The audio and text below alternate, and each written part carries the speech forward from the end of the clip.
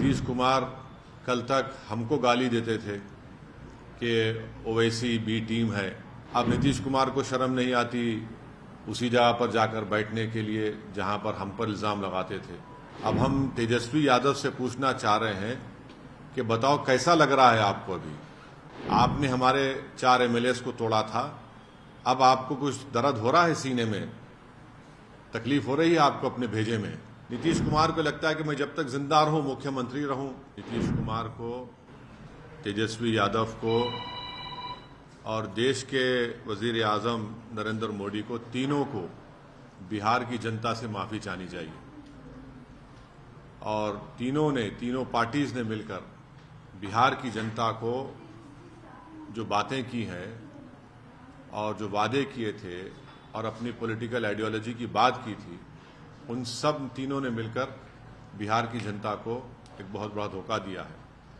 और यकीनन इसमें सबसे बड़ा रोल है नीतीश कुमार का।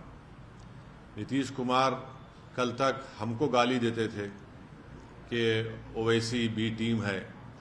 अब नीतीश कुमार को शर्म नहीं आती उसी जगह पर जाकर बैठने के लिए जहां पर हम पर इल्ज़ाम लगाते थे।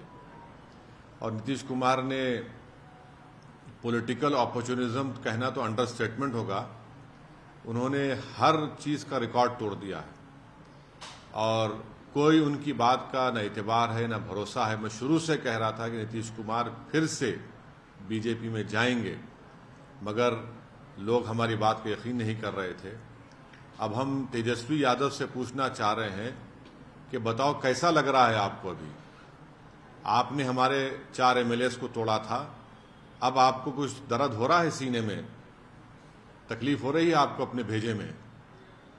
अब आपको मालूम हो रहा है कि जो खेल आप हमसे खेले थे वही खेल आपसे हो गया। और तेजस्वी यादव और उनकी पार्टी धोखा दी है। 2 मर्तबा नीतीश कुमार को उन्होंने मुख्यमंत्री बनाया। बताइए अब क्या हासिल हुआ आपने?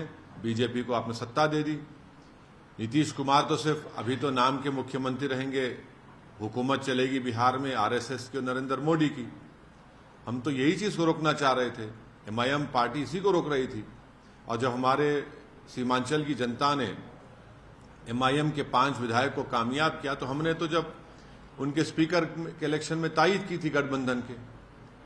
मगर तेजस्वी यादव को और उनके परिवार को ऐसा लगता है कि बिहार की जनता एक तरफ और उनके परिवार से कोई भी मुख्यमंत्री बन जाए। नीतीश कुमार को लगता है कि मैं जब तक जिंदा रहूं मुख्यमंत्री रहूं, और बीजेपी को लगता है कि भाई हर चीज हमको मिल जाए, चाहे कुछ भी हो, किस तरीके से हो जाए। देश के प्रधानमंत्री का भाषण मुझे याद आ रहा है जब नीतीश कुमार ने वो ऑब्जेक्शनेबल बातें कही थी महिलाओं के बारे में।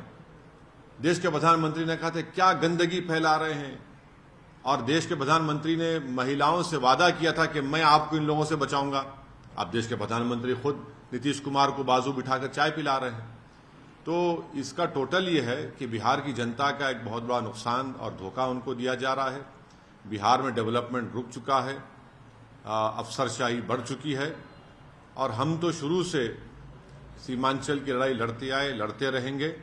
और इससे जनता को फिर से मालूम हो गया कि एमआईएम और ओवैसी जो बात कह रहा था कि सेकुलरिज्म, पॉलिटिकल सेकुलरिज्म सिर्फ इस्तेमाल किया जाता है भारत के मुसलमानों को धोखा देने के लिए, और अब की बार फिर से धोखा दिया गया है बिहार के मुसलमानों को सिर्फ सत्ता में आकर बैठने के लिए।